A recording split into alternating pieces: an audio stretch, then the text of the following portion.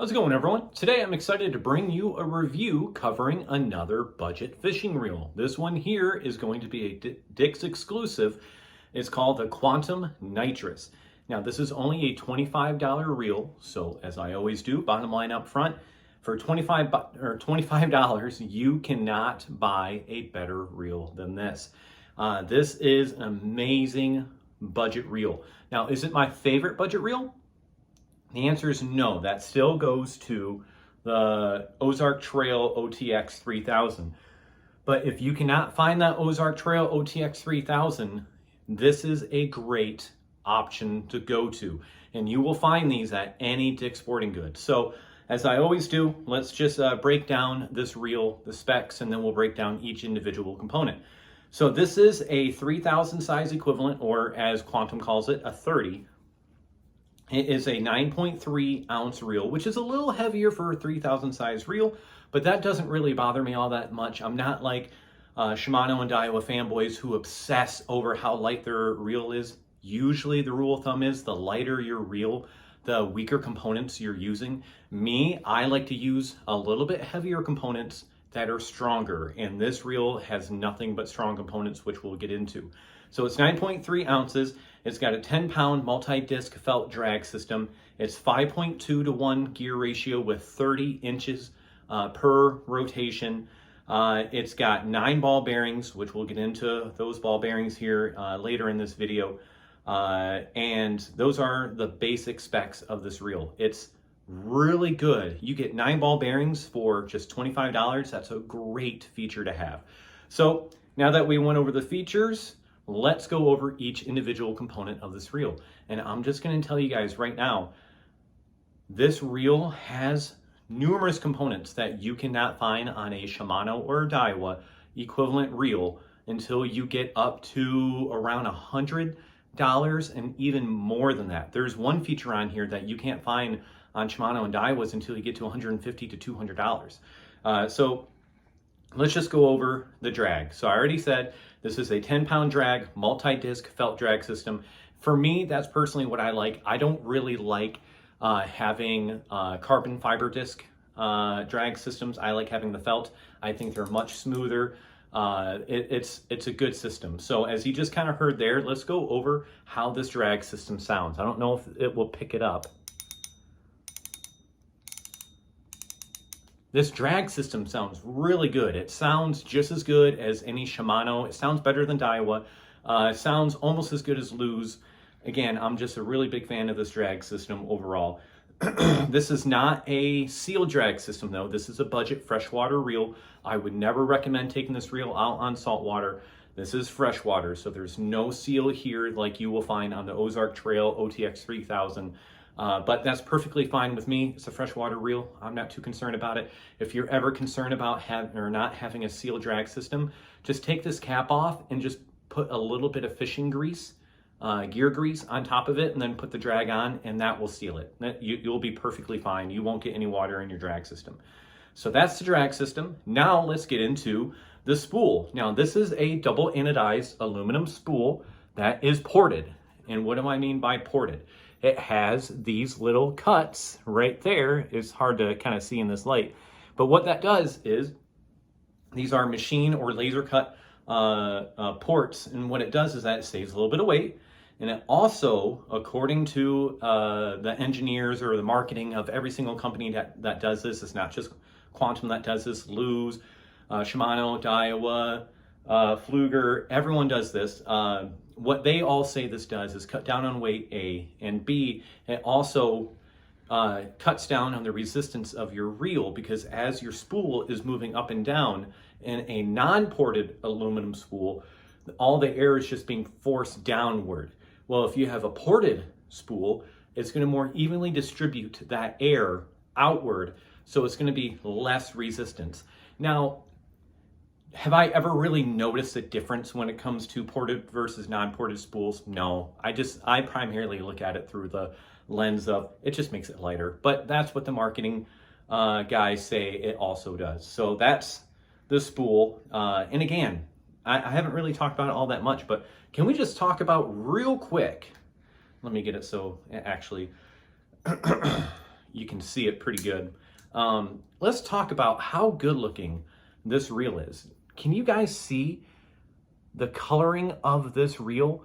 It's got a two-tone flat black with this gunmetal gray, and it's got a gunmetal aluminum bale wire, gunmetal gray aluminum bale wire. When I first saw this reel in the package, it came in a clamshell package, which is perfectly fine. It's a budget reel. It looked okay. I didn't think anything too crazy about it.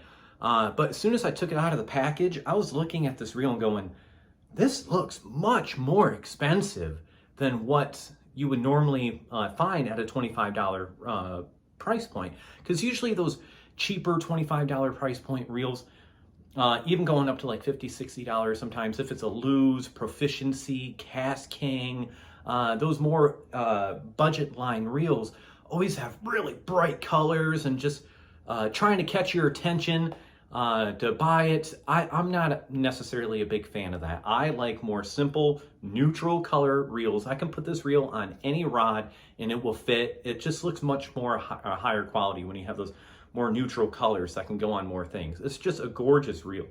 All right, so that was the drag system. Let's go into the bale system. So let's start with the bale wire. This is a thick one-piece aluminum bale wire. Again, you won't find that until you get to, when it comes to Shimano, you have to go up to $200 to get their thick one-piece aluminum bale wire with the Stratic. Daiwa, I think you have to go up to their $150 reel to get that. So you're getting a really good high-quality feature for a $25 reel. Then it goes into a regular size line roller with a bearing in it. Again, nothing to write home about here, but it's a $25 reel. This is perfectly acceptable. Then it has a piston. If you can hear, a piston clicking bale system. Again, $25 if you're comparing it to other companies. With Shimano and Daiwa, you got to spend at least $85, right? The $75. The Shimano Sedona is now $75. That has a piston clicking bale system. With Daiwa, you got to spend about that same price too with the Exceller. That is the new Regal, $70 for the new Regal. That has a piston clicking drag system or bale system in it. This, $25, you get a piston clicking bale system, which is phenomenal. Now let's go into the rotor itself. Nothing to write home about when it comes to this rotor. Very plain Jane rotor. Nothing wrong with it whatsoever. It's made, both the rotor and the frame are made of a high density graphite. Again, that high density graphite, I mentioned it earlier, is going to be heavier than the low density graphite that Shimano and Daiwa like to use. That's why their reels are a little bit lighter, especially Daiwa with their LT line. That is much lighter than what this reel would be at a 3000 size. I'm pretty sure most of their LT line at a 3000 size is just in the 7 ounce weight, 7 ounce weight, which is really light, but I don't trust them because of that low density graphite. I had a Daiwa Regal. I went home to Michigan late October, early November, fishing for whitefish. If you never caught a whitefish, you should. They're so much fun to catch. But I had a 3000 size Daiwa Regal, fishing in about like 36-degree weather, maybe a little bit colder. And I got a whitefish on the line, and all of a sudden I hear something crack on my reel. And what it ended up being was that the neck stem, right about right here, cracked. Because that low density graphite does not hold up very well, especially in cold weather. I will never recommend a Daiwa LT reel because of that low density graphite. I was still able to get the whitefish in, however, I lost the reel and it was beyond its warranty. So after that, I swore off the Daiwa LT lines or any Daiwa in that matter.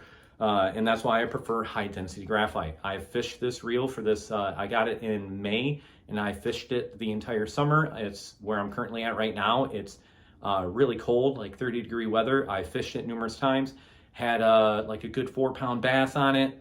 Never have had any issues with any reel that uses high density graphite. Again, The trade-off for that is your reel is going to be a little bit heavier. But if you're really that concerned over 1.5 ounces to 2 ounces, maybe you should hit the gym a little bit more, as I always say, because I would much rather prefer having a high density, stronger graphite frame and neck stem, because if you have a strong frame, that also keeps your gears in place and aligned perfectly.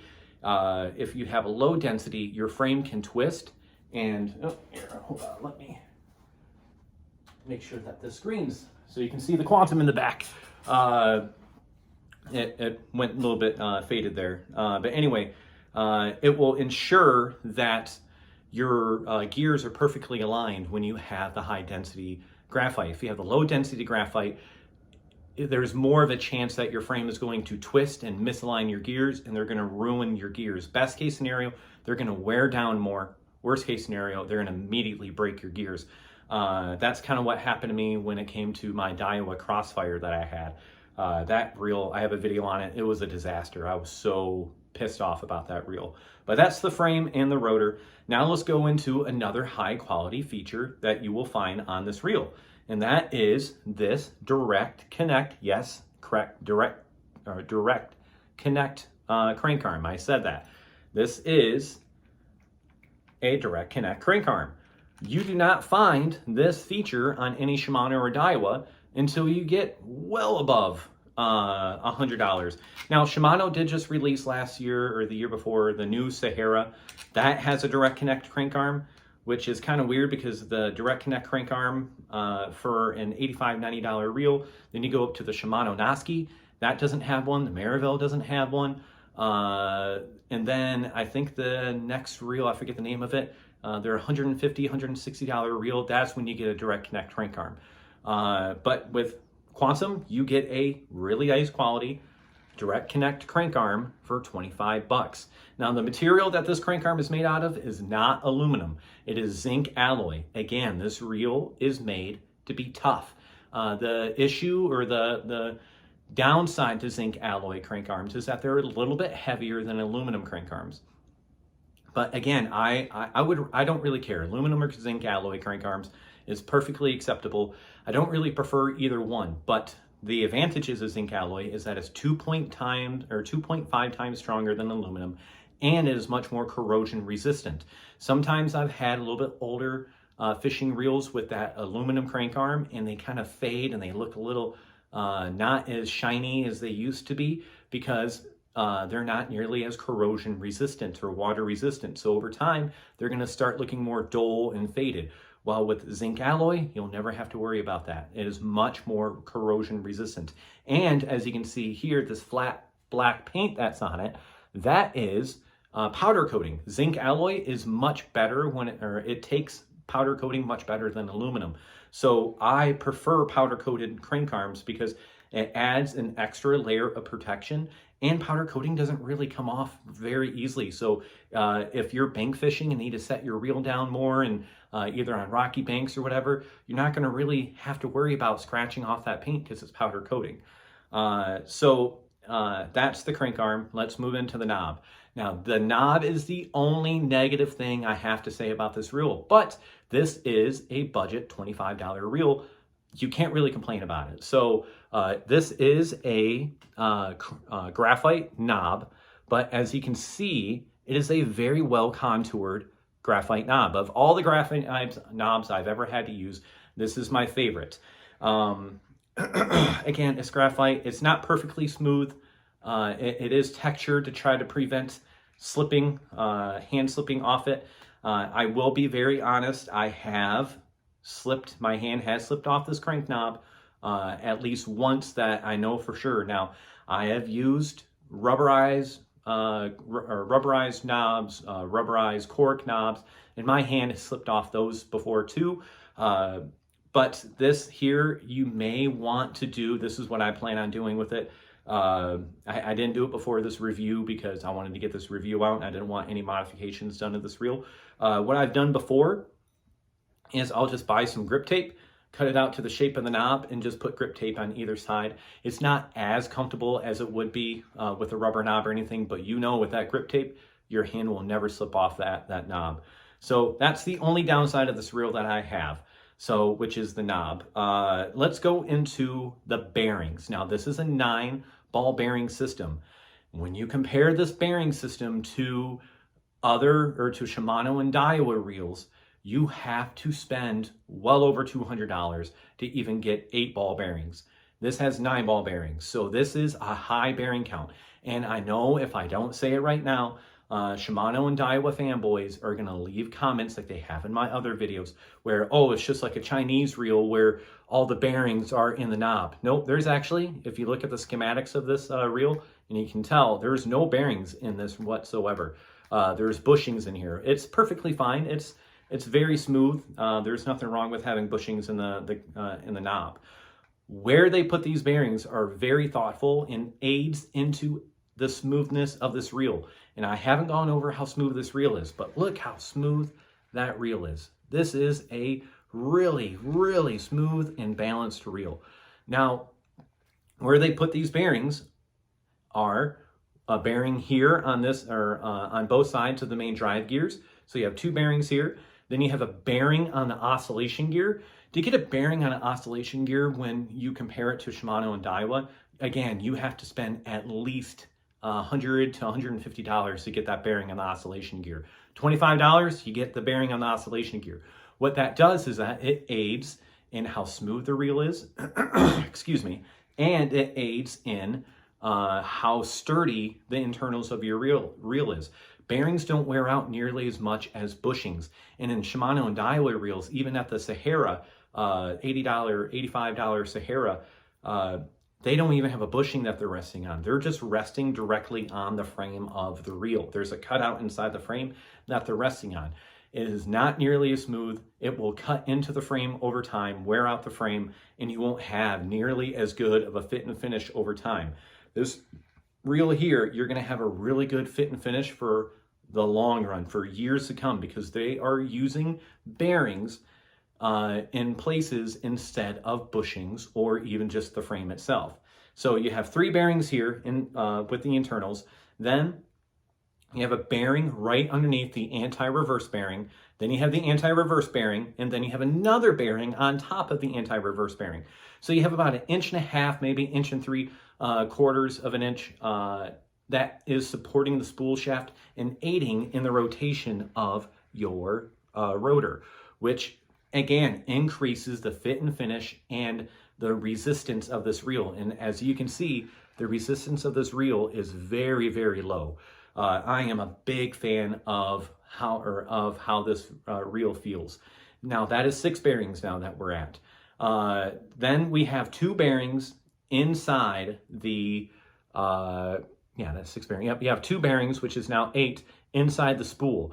Now you may be wondering, why the hell do you have 2 bearings inside the spool? What that does is that instead of the spool sitting directly on the spool shaft, you now have this bearings, or the spool sitting on the bearings, which is then sitting on the spool shaft, which aids into the smoothness of the rotation of your spool when the drag is being pulled. It also makes your spool a much more sturdy fit onto that spool shaft. So it is a really good option to have. Then you have your final 9th bearing here in the line roller. So you have 9-ball bearings that none of them are in the knob. They're all in the most crucial components of the reel. Now, do I wish there was at least just one little knob here in the knob? Yes, but I'm not going to cry over it, because this is a $25 reel. I cannot believe you're getting this high quality for $25. To get an equivalent Shimano or Daiwa reel for this, or to get an equivalent Shimano or Daiwa reel, you have to spend well over $100 to get this same reel. That's why I keep comparing it to Shimano and Daiwa, because right now on the internet, on YouTube, that's all you see. The new Vanford just came out like 4 months ago. Every single video that you see on YouTube when it comes to fishing gears is Shimano and Daiwa. And I want to bring attention to other brands that are better and cheaper. This is a much better and cheaper reel than what you will find from Shimano or Daiwa, even offering, or their offerings at over $100. So let's go over the gears that are in this reel. This is zinc alloy gears that are CNC machined, which is very high quality CNC machine gears. Zinc alloy gears kind of have a negative look on them because they used to be primarily just cast zinc, which didn't have a really good tight fit and finish. Let me show you guys this crank arm. As you can see, I'm moving it or trying to move it, and it does not move. Since Quantum, or just rather Fishing, has moved the majority of their gear production to CNC machine gears to include both their aluminum and their zinc alloy gears, their gear, or their reels, their spinning reels, have extremely tight fit and finishes. So like I was saying before, zinc alloy used to have a kind of a negative picture on it because they were just cast, which does not have a good fit and finish. If you've ever seen any of my videos, I actually prefer zinc alloy gears over aluminum gears because zinc alloy, as I've said 100 times now, is 2.5 times stronger than aluminum gears, and they are more corrosion resistant. And now, since they're being CNC machined by Rather Fishing, they have that precision of machined aluminum gears. So it aids in how smooth and how tight of fit and finish your reel feels. So I love the internals of this reel. It's the best of both worlds. You get the strength of zinc alloy and you get the precision of the traditional machine aluminum gears. And then finally, you have a brass pinion gear in the middle, which is very typical for any spinning reel out there. So that's all of the specs of this reel. That is everything from top to bottom. I know this is a little bit longer of a video. This is now over 20 minutes. I wanted to keep it under 20 minutes, but didn't make it. So my final thoughts on this reel.